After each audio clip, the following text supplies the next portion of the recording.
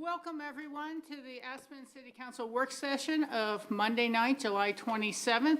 We have one item on our agenda, and that's to discuss the municipal election dates. And we also had an information memo over the course of the weekend, and I'm here to ask council members, did anybody have any questions for staff that they would like to ask on the information-only memo? We've kind of set it up so our work sessions are available for that. It's noticed in a way that we can indulge in that without having to bring it up when no staff's here and repeat scheduling.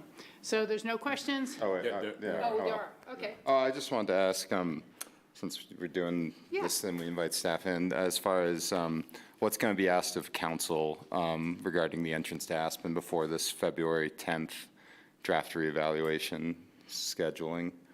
I know there's a bunch of things listed here as far as these legal days, but if we're going to get anything between now and February 10th, because this conversation comes up a lot, and it feels It's a great question. Yeah. I actually, in meeting with Pete today, asked that we kind of put a more of a timeline calendar of lining up. Are those all sequential? Any one of them could be a stopgap, but, send you back to begin with. Thank you. Sorry. And then kind of concurrently things that we might have to do that are activities alongside of what is with the formal federal and state processes. Tyler. Sure. I'll do my best to answer that. Couple of things to just point out to City Council. So the entrance to Aspen reevaluation process is a very atypical process. The city is participating as kind of a project sponsor, but that's very atypical for a local entity to run a project that involves state and federal assets. So we're a bit at the mercy of some of those federal processes and regulatory processes. So I think in terms of schedule, we're trying to figure out how some of the environmental, historic, and tribal consults are going to shake out from a schedule impact. I think we anticipate coming back to council sometime probably in the late fall to update council on the findings of those processes, and then review kind of the findings of the modeling and modifications of the design and the reevaluation.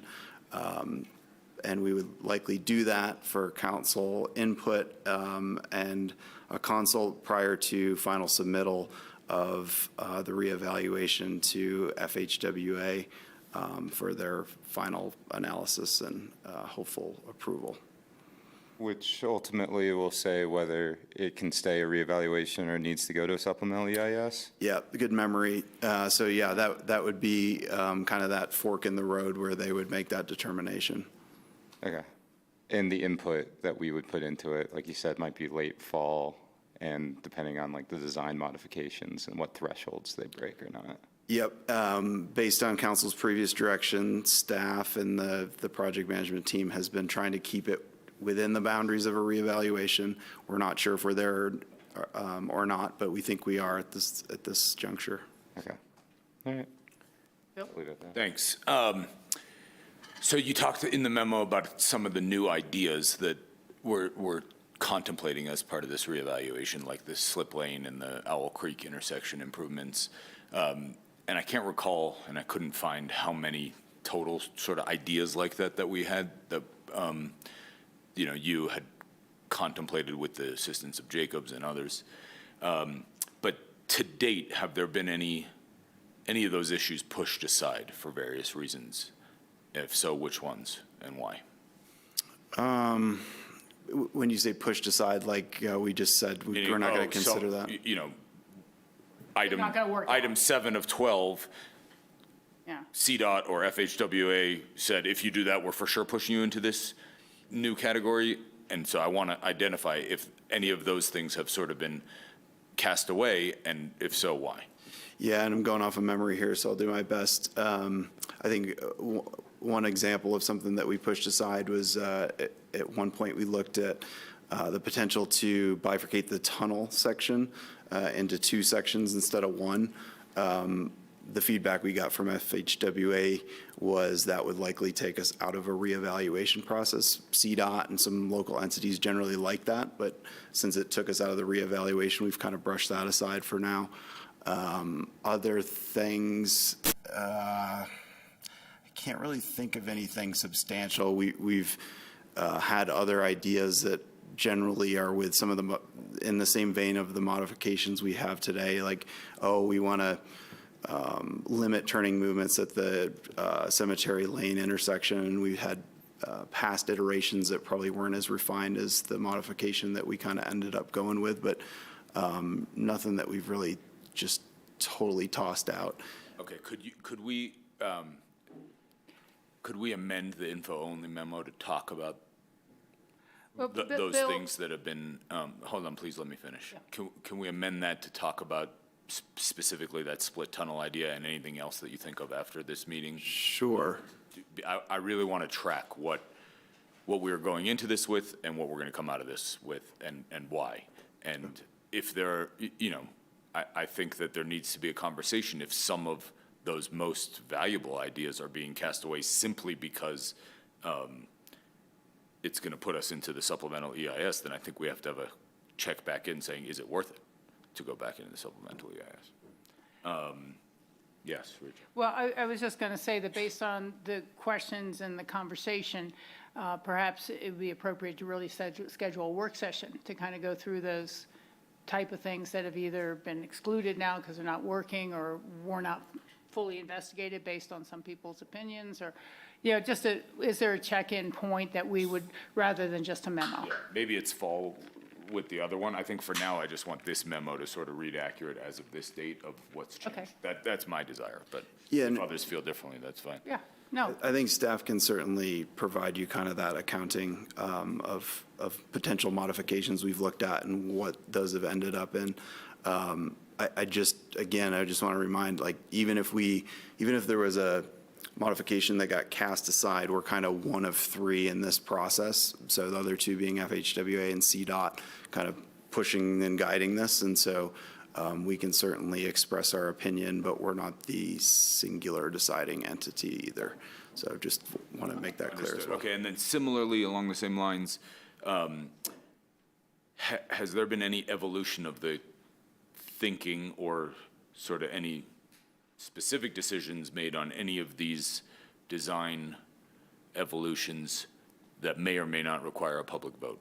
Is there anything new that has been uncovered there since? There is a modification that talks about the potential for using the currently designated bus lane from the roundabout out to Buttermilk. I believe council has received a memo from the city attorney on that subject. It's also on the project website.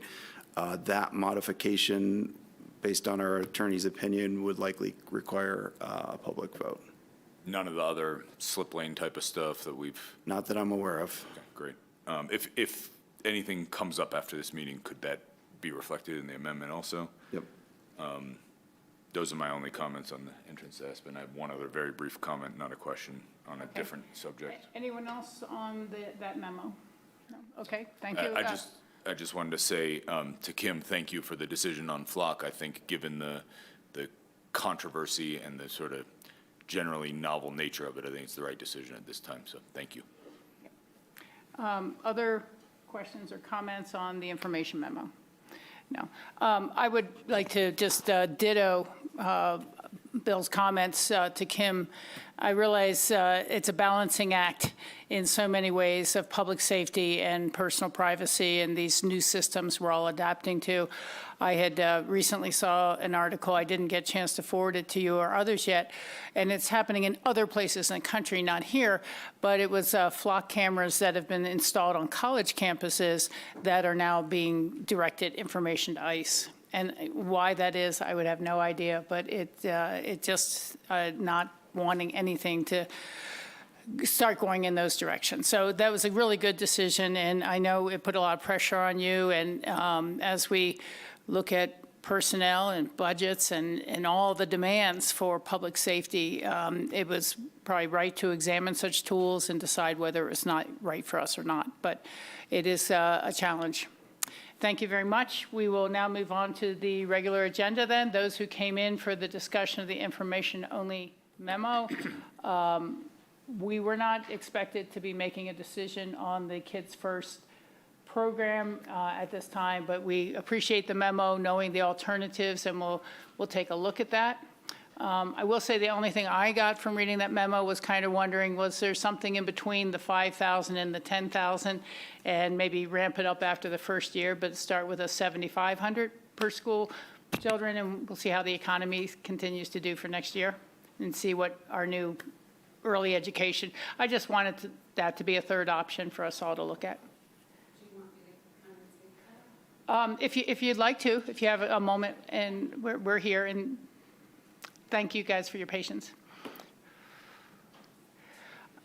This was the Kids First memo related to how we can additionally support our child care providers based on prior council discussion. And you had 2 alternatives per classroom or per school. And again, my only thought was, well, why such a big difference between the 2? Is there something in the middle that would also be valuable to the schools, but also be a little protective of the fund balance in case we start to see an economic downturn from the national war and inflation and any number of other factors? Yeah, absolutely. Hi, I'm Megan Monahan, co-manager of Kids First.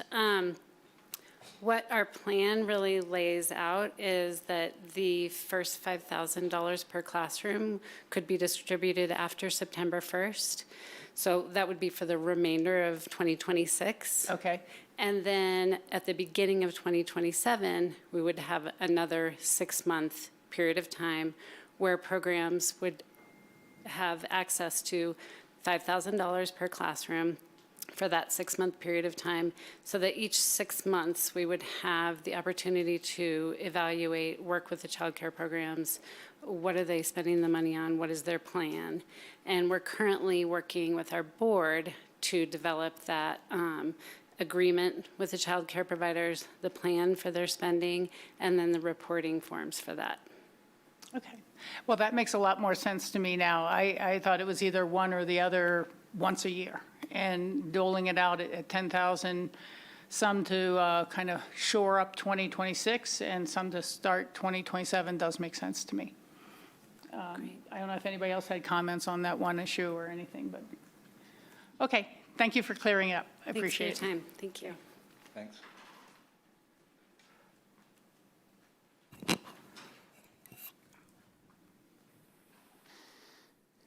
Thank you.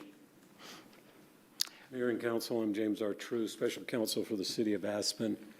I'm here with Nicole Henning, the clerk, Alyssa Farrell, Administrative Services Director, is providing support, and of course, Kate Johnson, City Attorney, have done input on the memo that was submitted to Council. We're here today to discuss whether Council wishes to propose to the voters of the City of Aspen. Okay, this doesn't work. Thank you. The button doesn't work anymore. Anyway, we're here to discuss whether City Council wishes to propose to the voters of the City of Aspen a charter amendment to move the date of the city's general election. As you may recall, we submitted a white paper to Council last year that was attached to the memo that we provided for this meeting. And we're not here particularly to discuss the pros and cons of different alternatives they were put forth in that white paper. We're here today to discuss particular alternatives for consideration of moving the general election. Although there are theoretically and legally 365 days that could be considered for the general election, we're considering 3 days here. The current one in March, the former one in May, and one that was previously suggested and rejected, then approved and then rejected again, a general election in November. And just for some of the history, particularly since you were just discussing the entrance to Aspen, I would note that the original charter had the election in May. On April 6, 1971, there was a proposal to move the issue the general election to November, and that was defeated 207 for, 556 against. On May 2nd, 1989, there was a ballot issue to move the general election to November, and that would utilize a primary system at the county for election of officers, or the council and mayor. And that was passed 1,041 to 932. Now, before it was ever instituted, it was there was a special election on June 10th, 1990, that proposed to reject that move to November, and that passed 342 yes, 275 no. So it was moved to November in '89 with 1,000 votes, and then moved back to May in 1990 with 342 votes. Shows the power of turnout. In any event, we are going to consider the 3 dates that have been discussed previously. No, it's not your one. The leaving it at March, moving it to May, or moving it to November. Now, before we go too much further, we do want to discuss the community survey results, and John Barker's here to address those. And he is here and will come up. And this is the outline of the results, but John, perhaps you could explain them a little further. Council, you'll need to turn your microphone back on. Sure. Good afternoon, Council. John Barker, the Strategy and Innovation Director. And as Jim said, we are in a lucky position right now because we are currently in wrapping up our biennial community survey. So we have preliminary data that we can share that hopefully will provide some insight for Council, but I want to stress it's both not complete and is not inclusive of every response that we have. So just before I get into the details, let me share a little bit of caveats with you about this information. So the community survey reaches out to people in 2 ways, both online and with the postcard, with a QR code for people to take an online survey, as well as with a paper survey. And the results we're discussing here are only inclusive of those digital responses.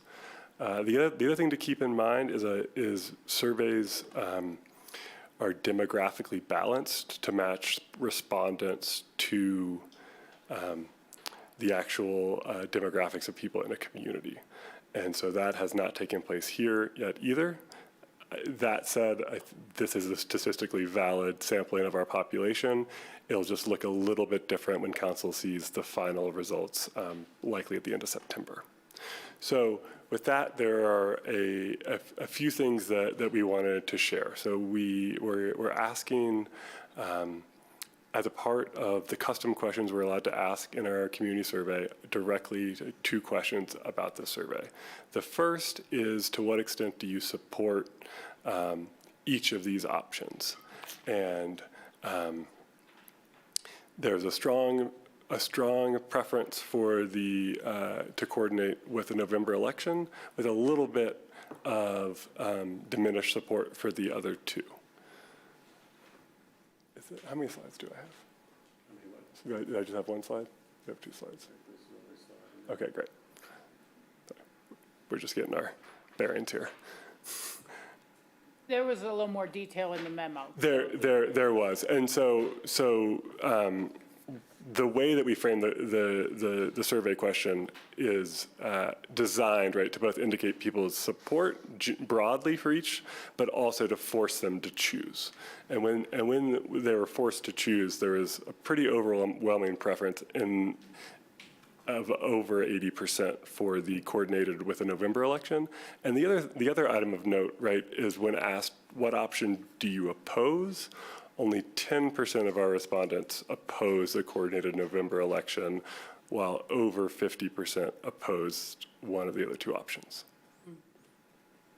So there is broad support for the November election, also support for the other two, but to a lesser extent. But when asked the inverse question, which ones do you oppose, much less opposition to that coordinated election. And just for reference, about how many surveys had come in for you to be able to tabulate this?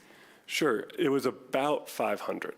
Okay, and then just a random, and I know this is not apples to apples, but do we have an idea how many people responded to our last survey? Yeah, I actually just looked that up. So this, and we'll get into this more when we do our proper work session on the community survey.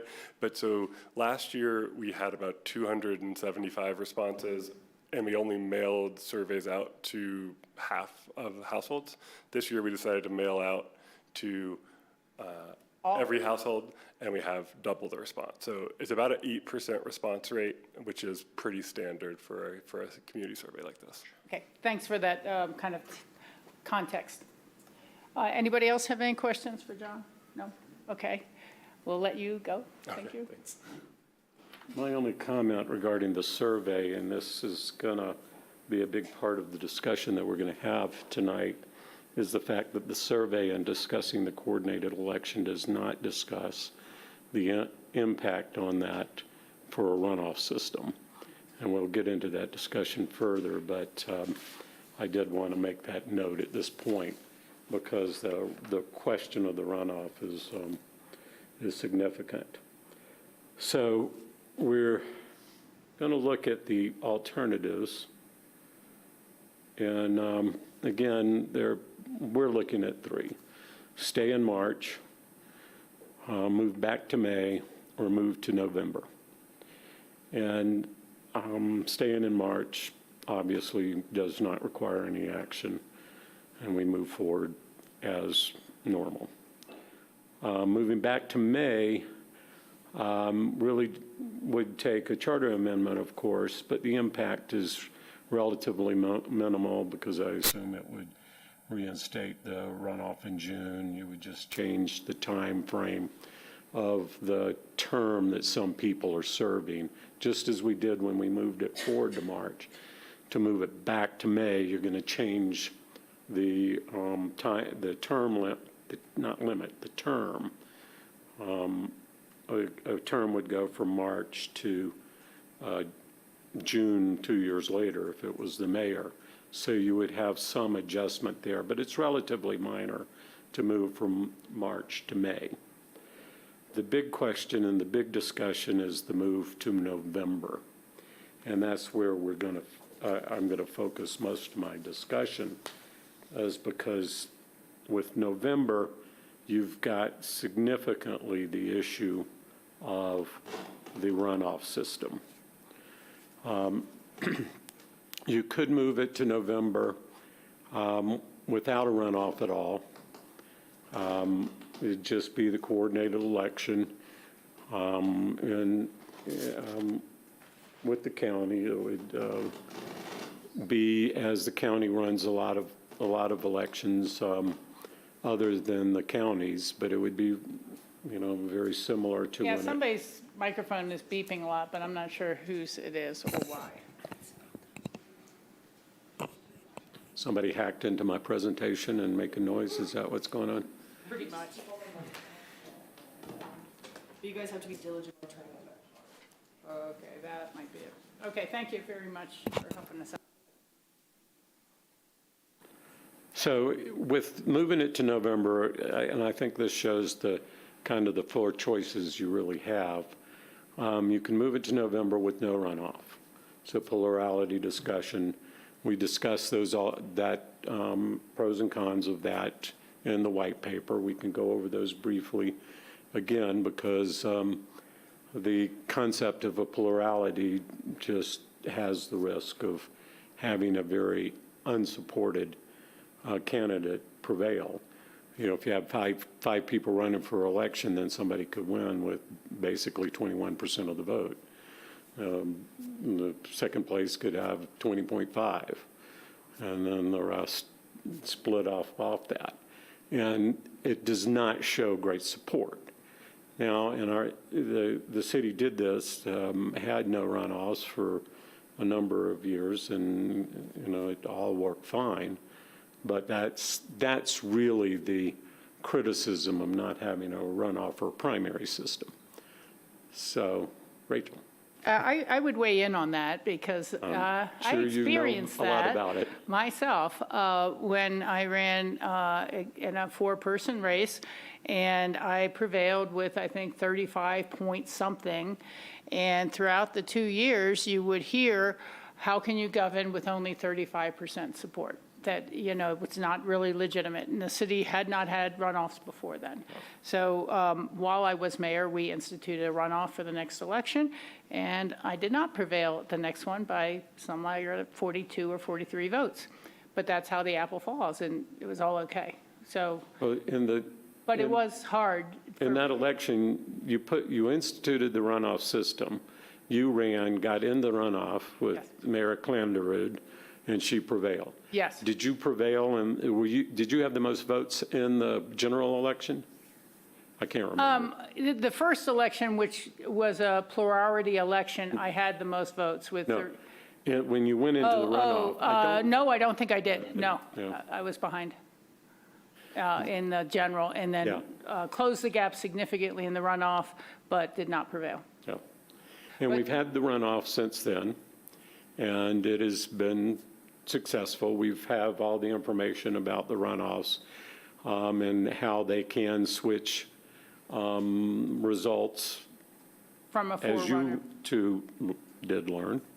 And but it's relatively rare. Usually the person that has prevailed in the general election prevails in the runoff. There are the two occasions, I believe, that it did not happen. I mean, if the question is the value of a runoff versus just not a runoff, I just simply have to say a runoff is really valuable. It gives the public time to drill down on more specific issues. And specifically, if you were going in a November election, a little more chance to separate yourself from all the broader issues that circulate around that time period. I just wanted to weigh in to say I do think it's important to not have plurality candidates. You can have people who run on a single issue, and that's a really important single issue to people, but that doesn't mean that the skills are there or the interest in governing on the rest of the issues you're required to. Well, that is the discussion about the pros and cons of runoff. And having no runoff in November is certainly a choice you have. You can have a runoff, and that runoff in this situation would have to be in December and would have to be run by the city clerk.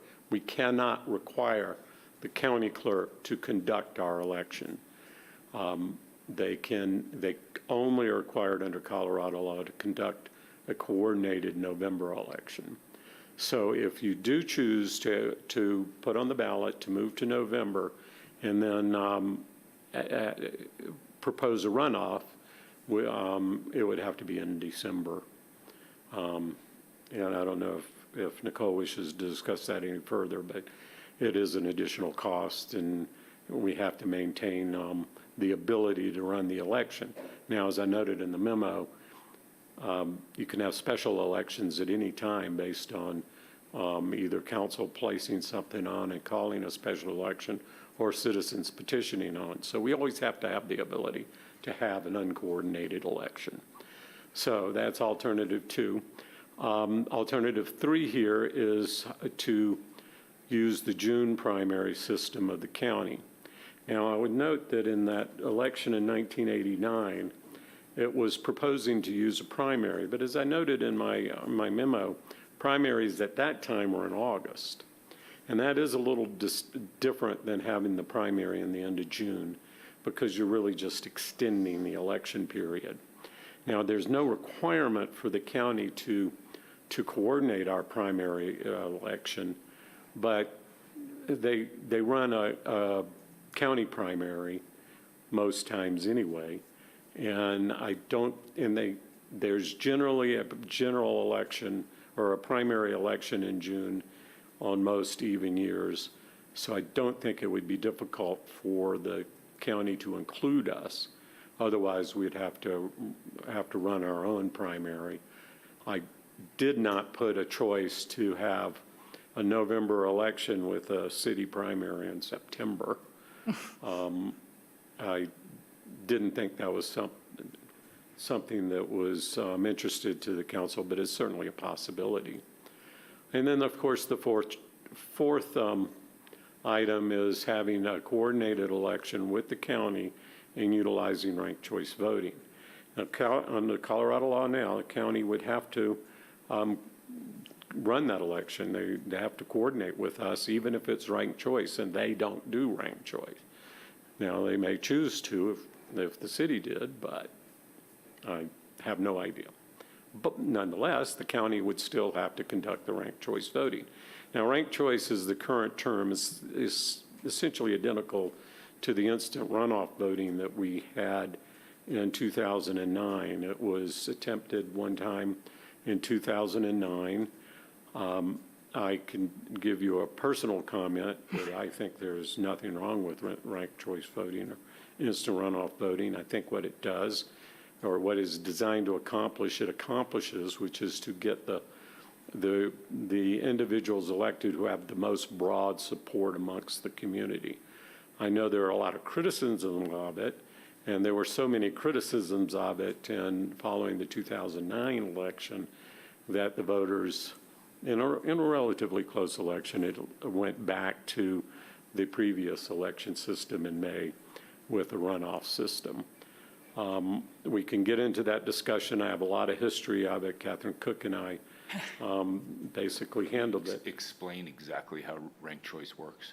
Well, ranked choice voting, you have, if you have 5 candidates, you rank the candidates from 1, 2, 3, 4, 5. And then you count them and see who has the most votes of any position. And the people that have the least amount, or the person that has the least amount, gets eliminated. So, and you're talking about, one has, if you're the favorite person, you get, it's just counted in a way that's favored for them. The second place has less votes, third, fourth, fifth has the least. So when you tally them up, you just start eliminating people. And at the end of the day, you should have the people that have had the most first and second votes. You get a lot, you can get people, they do count the third place votes, but you get a score at the end, and you have the most support. Instant runoff was similar, it's a little different, but it was similar to that. So if I'm tallying votes and someone puts Jim as number 1 on one ballot and number 5 on the other ballot, do those both count for 1 point, or does the number 1 count for 5 points and the number 5 counts for 1 point? Correct. Yeah. And as you tally that number, you eliminate the people that have the least number of. So if anyone cleared the 50% threshold, there would be no instant runoff because they would have prevailed? Well, you can do it that way. And the difficulty we had when we put together our instant runoff system is the fact that you have multiple people running for 2 seats. Right. And you have to structure it in a different, you don't have to, but we did. We structured it in a different manner. So what we did was we counted in 2009, we counted everybody with the first ranking and a second ranking, and tried to determine who had the most of those.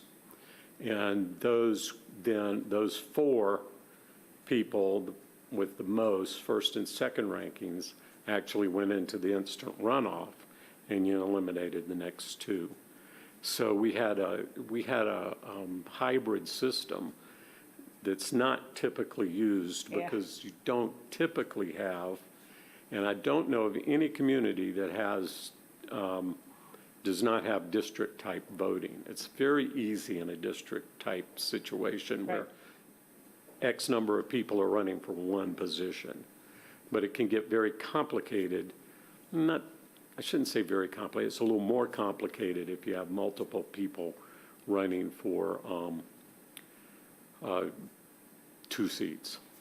So, Yeah, and I do recall that election, which ended up with lawsuits against the city, to be able to see the actual ballots and see if people had marked their ballots, to see how they were properly adjudicated. It was kind of very complicated. And, you know, I just know people were suspicious.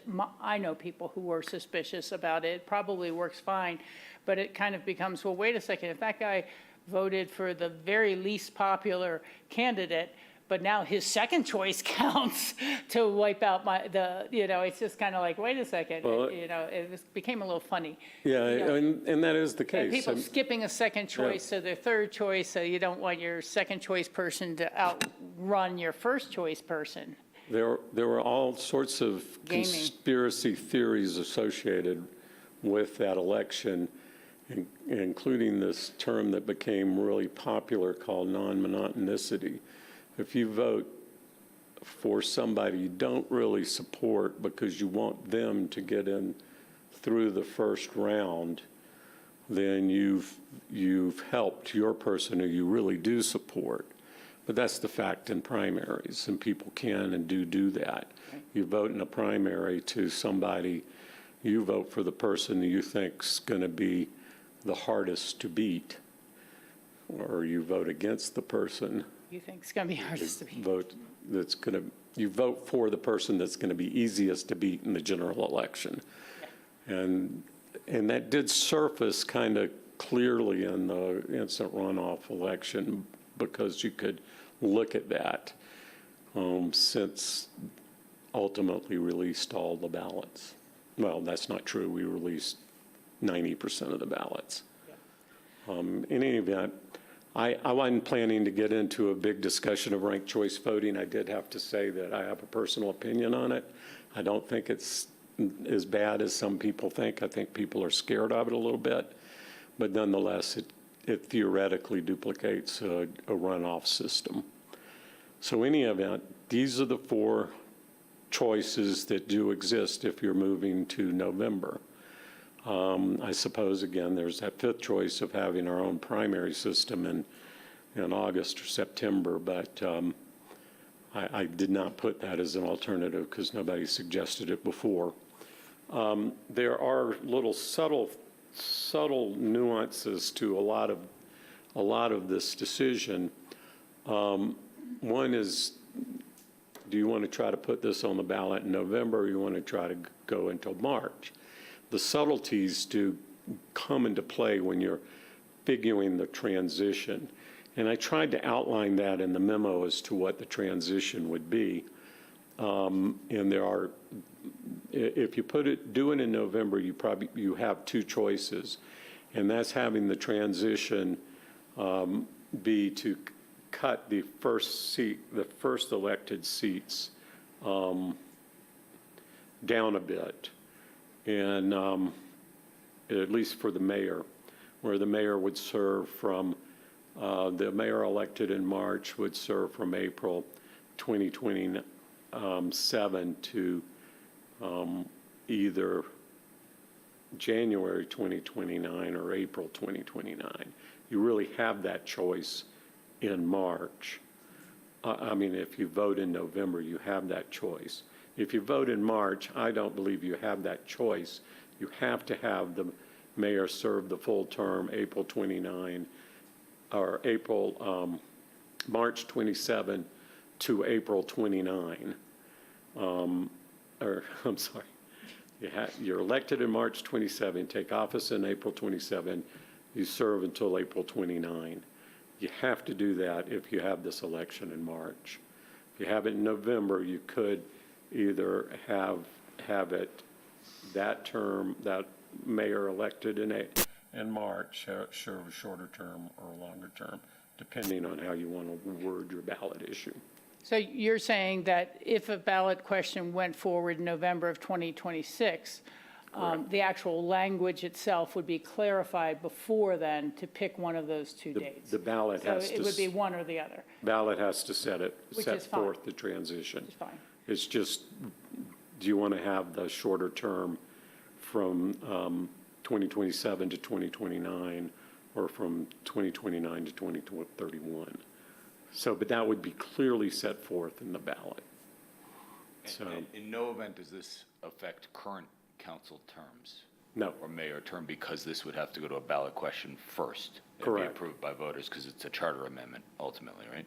it's a charter amendment, and we've always taken the position that you can't cut somebody's position short. You can start a position knowing that it's going to be shorter than a full 2 years or 4 years. And you do that through the charter amendment. The language is very clear.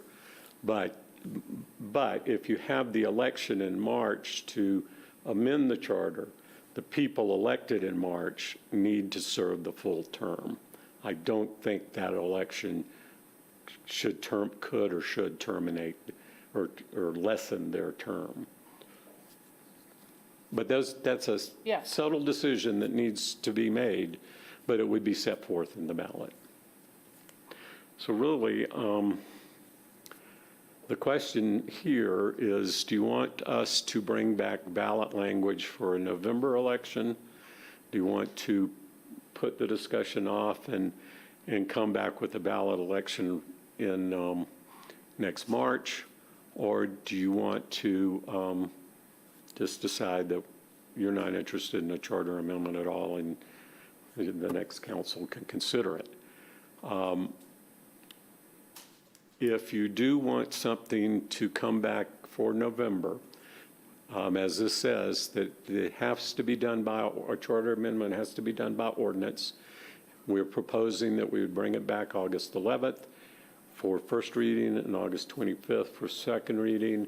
And then the ballot has to be set with the county by September 3rd. So having the second read on August 25th would allow that. So if you're interested in bringing something back for the November election, then we just need to know which of those subtle choices you want to make about the term during the transition, and do you want a runoff or not a runoff? Let me try to frame this a little bit as we continue to discuss. Just looking at this year's calendar with the November election on the 3rd, I guess, I don't know if you do 30 days or 4 week out, but it would be somewhere around the Tuesday of December the 1st or the 8th. I'm sorry, to what? Well, I was just thinking if the runoff is 30 days after the regular election, looking at this year's calendar and without counting the days, it's either the 1st or the 8th of December. So I guess for me, having a runoff is not a problem if it was moved to November and we had to run our own, similar to a special election. There's times we don't have runoffs. There's times when we do. But I would not, for me personally, knowing that we have to keep the special election equipment anyhow and be ready for that sort of thing, I wouldn't think that if we on some years had to do a special election versus the benefit of not having the election begin over Christmas week and go through March. I mean, I'm just kind of weighing what we have as opposed to perhaps what would be optimal. I've been through the lawsuits of instant runoff and ranked choice, and I just know that that's still very controversial. So I'm not that psyched about moving in that direction. And I also feel that a June primary would make it way too long an election for anyone to run. And this may sound like a funny side note, but there's not a good comparison of city council members with county commissioners when it comes to the salary that they have. You know, for a commissioner, hey, I'm running for this kind of money. I can run for 6 or 8 months.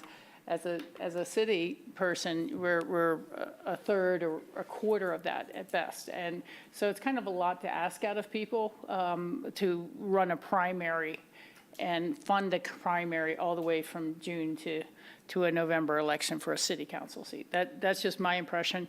And I was wondering if we went back to your other slide with those options, if council as a whole individually would like to weigh in Is anyone interested in pursuing a ranked choice or instant runoff type of proposal? I think I'm interested in no runoff or ranked choice. I'd contemplate both of those and want to think about them and research them a little bit more. Okay. So Bill? I'm not sure I've described ranked choice exactly right either, but I think there are a number of ways to do it. But again, if you count everybody with the first place vote, and then you eliminate the people with the fewest first place votes, then you count people you add the second place votes to their position, and you get the most with the first and second place votes and eliminate those, and you go through the process. I think that's how it works mostly. And you can end up counting in 5 people the third place votes, but the person who wins should have the most first and seconds and thirds or whatever. Choices.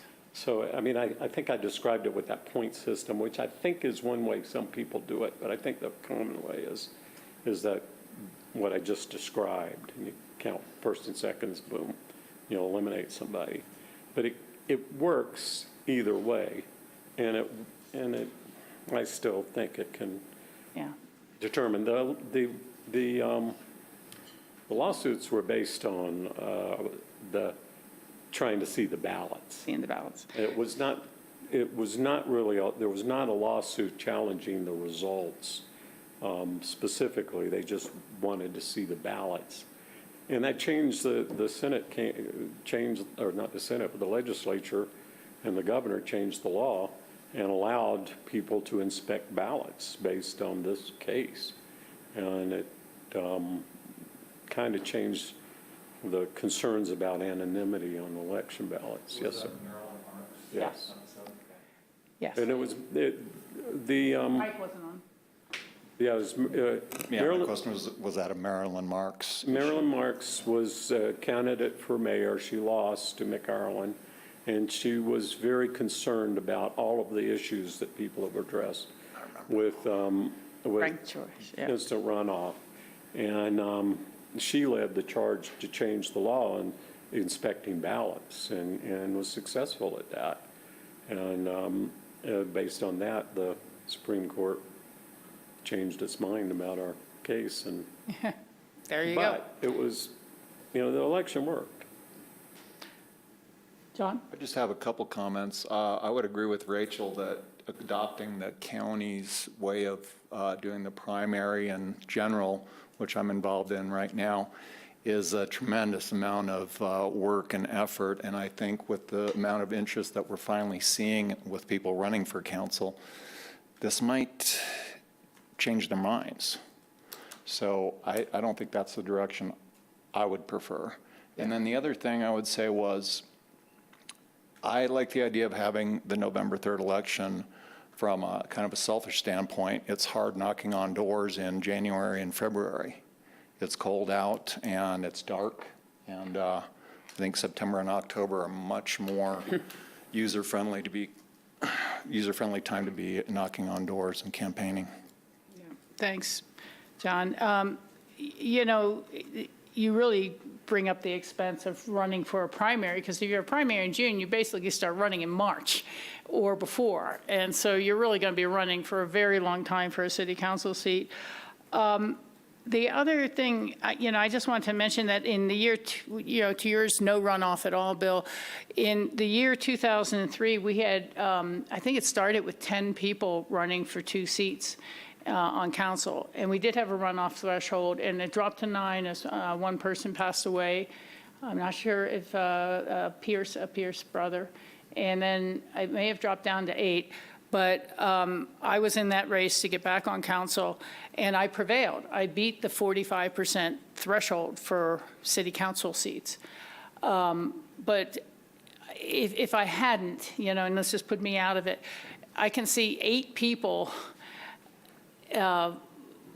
without a runoff and one person getting in who had 18% of the vote or 22%. It was so many people running in that one election that I think it's really important to have a runoff and not just have you know, to have some sort of sense of majority. We leave it at 45 for council seats because it's a little tougher, but I just think you don't want to have a council where your mayor was actually the third choice for most people, or because there was no runoff and there was 5 people running for mayor.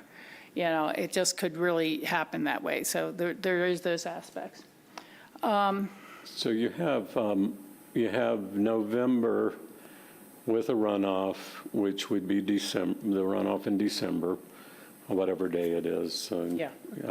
30 days after or something like that. But I guess I want to focus on is there a majority of council that wants to consider bringing this ballot issue back for a November ballot? Is that? That's the fundamental question. And we all saw a memo in 2025, and it was maybe a little bit of a new council, and we were just gelling, and it seemed like a lot to say, oh, okay, now we're going to change the elections around. But I think even if it's the preliminary results from the community survey, I think a lot of people are feeling like that. I do think March is one of our busiest months. We've always counted for sales tax July, August, December, February, and March, our busiest months, and people are very, very busy. I think the other thing I found, myself, maybe others have a different opinion of this, but people were pretty burnt out with elections by the end of the November election. And then you're kind of asking them to start being involved in elections all over again and issues.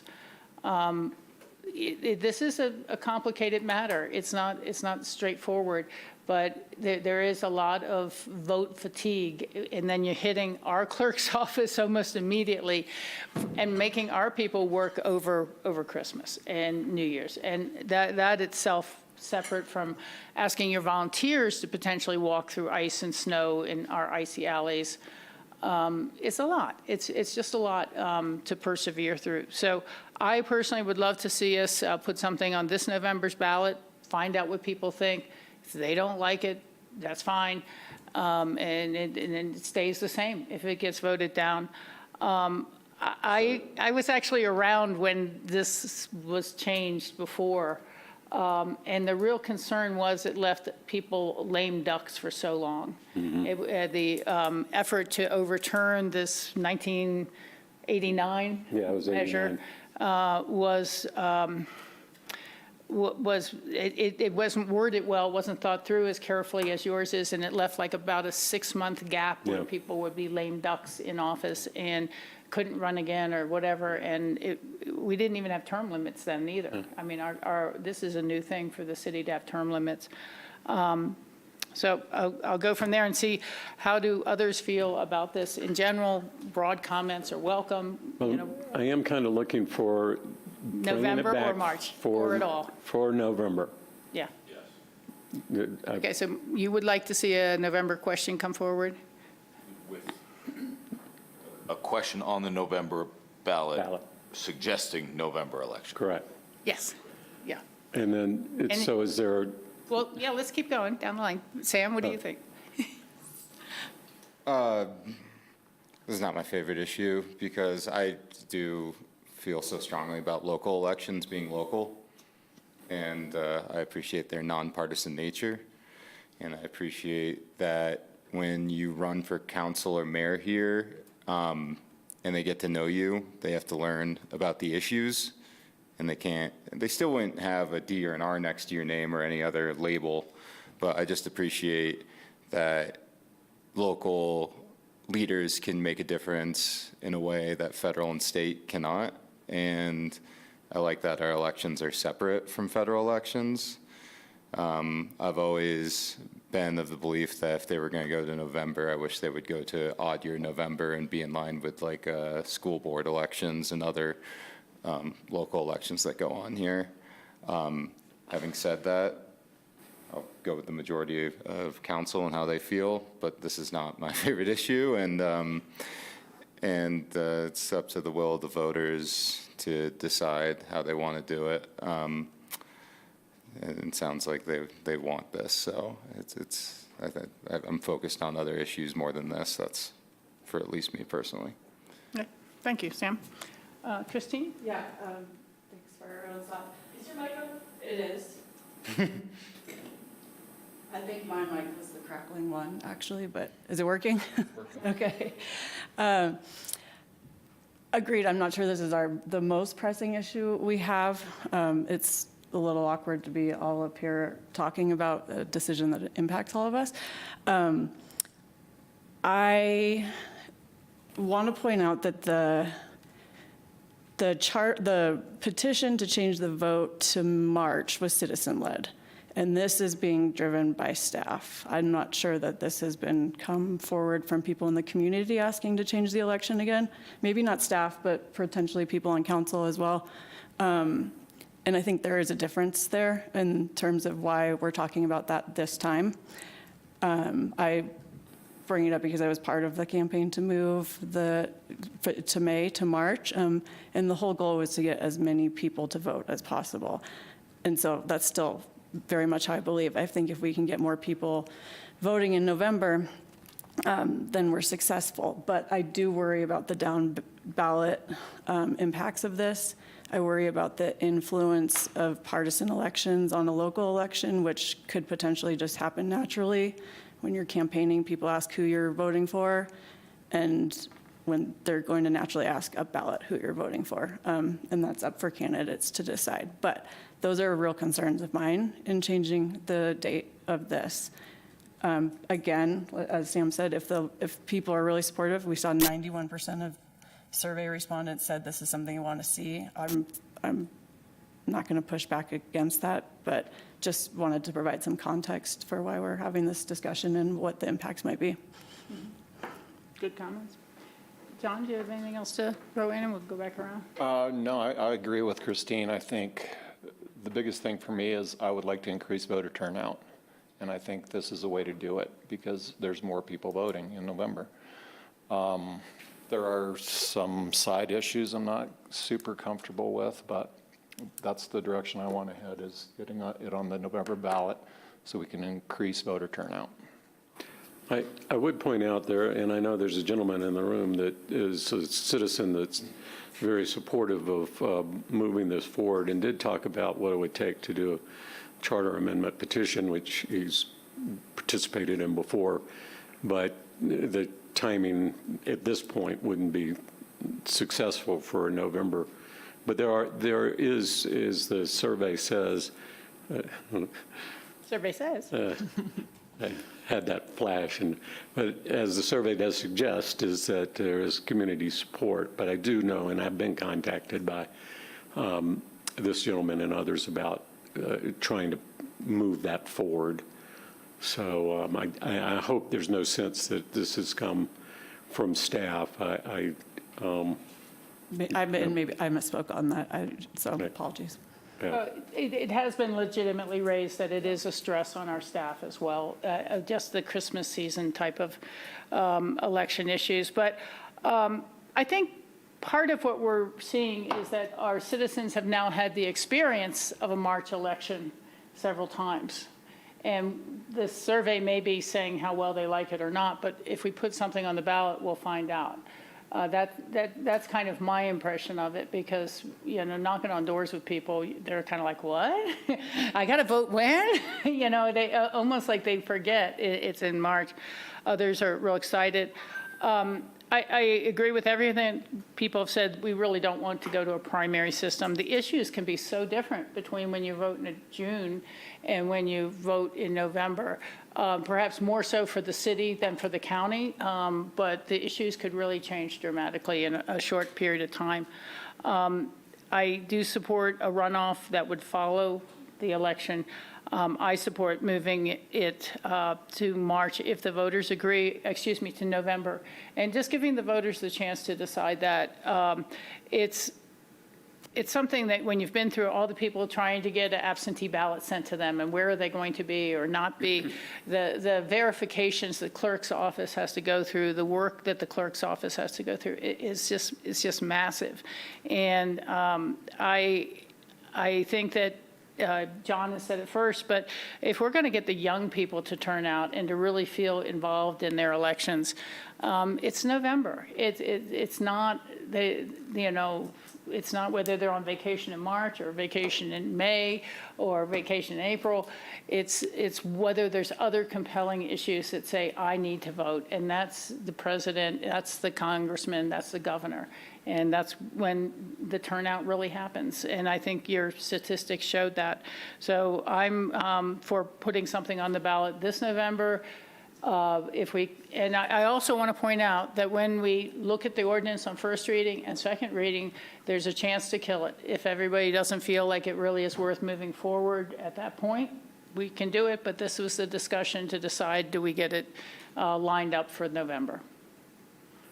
And so I think that's a council majority to move forward with something potentially in the November ballot. November ballot, a runoff in December, which, Well, you could bring both versions if you want, with one with no runoff. does anybody else support ranked choice?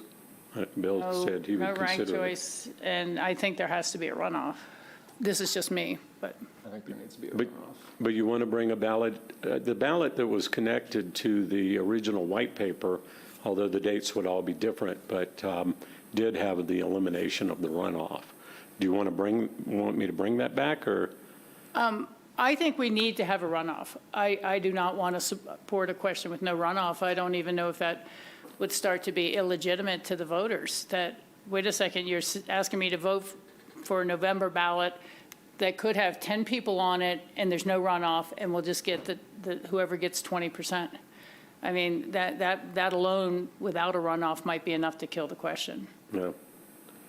Well, I just want to make sure that if you Yeah. want two ballots, it's not, so you consider them, it's not hard, but it doesn't sound like, it sounds like Everybody else. everybody wants to maintain the runoff. I think I'd like to maintain a runoff. I think Nicole would point out that if you, even with coordinating, you're going to have the same cost for the equipment and being able to do a runoff. I think she's might be concerned about confusion with dropping off, and when you did the county Ballots. coordinated, you're dropping the ballots off at the county versus in the runoff the city. So there are those kind of issues, but you can discuss those when when we bring it back. Well, I think we'd get a lot more public comment and public Yeah. interest in this, and we help us shape and sort out some of the challenges if it comes back. The only other issue in this is, again, small.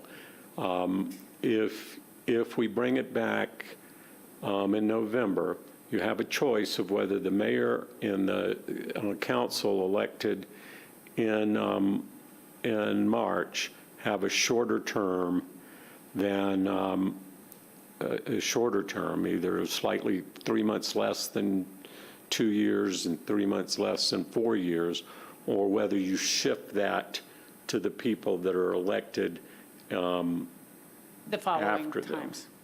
So, that's, typically, we've done the shift as soon as you can, and that's the shorter term. But that's. Can you bring back both versions of that, perhaps, so Yeah. that people can take a look at it? I already went through one short term as council when Skippy first identified that. I don't know what would be the public's preference or our own preference. It's a lot of a race when you're asking someone to have 3 months off of a council term. It's less than 10%. When you're asking someone to have 3 months off a mayor's term, it's 15% of their term is gone. I frankly would suggest that the mayor have that longer term in the first election, but council have a shorter term in their first election.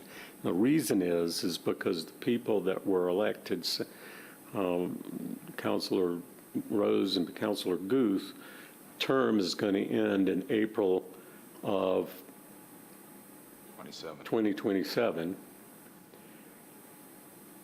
So let's take, I'm sorry, this would be for Nope.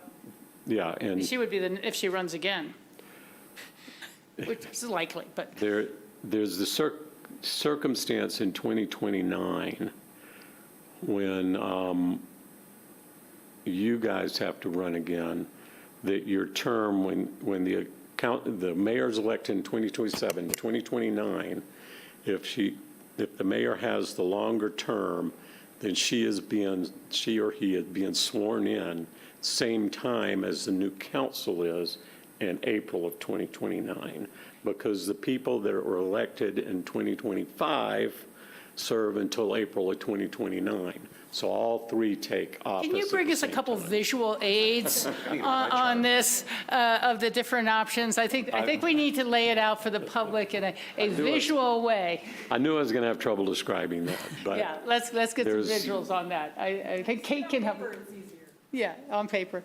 And we'll have to look at the options. I don't have a firm opinion on either one. I'll bring them both back. So November, we'll have that in the packet and for consideration for first reading on August 11th. And Okay. if there are no other questions, I think we've got our marching orders. John? I've got a quick anecdote about runoffs. My first election, there were 8 people running for 2 seats, and everybody predicted there was going to be a runoff. And I remember I won the election outright, and Jim and Nicole were both so happy. And I was like, why are you so happy? Well, we're happy you won. And I was like, oh, thanks so much for the support. And they're like, no, it's not that. It's that there's not going to be a runoff. So that puts it in perspective, and I understand that. Why would you want another month's work? Yeah. Well, and, sorry, but it's got to be better than Christmas. That's all we can really say. Turning in your petitions on the 23rd or your new certification paper 4 days later, it really was a strain on everybody, I think. Any final comments or questions you'd like answered for the next time we see this? Nope. Go ahead. I've read the explanation as why not odd year, but I just want to reiterate again how I think odd year is better. And it's awkward because I want to advocate for myself to extend terms, but I really think it checks a lot of boxes. And I think the cost of these elections is not my chief concern. I like keeping the local control to the municipality.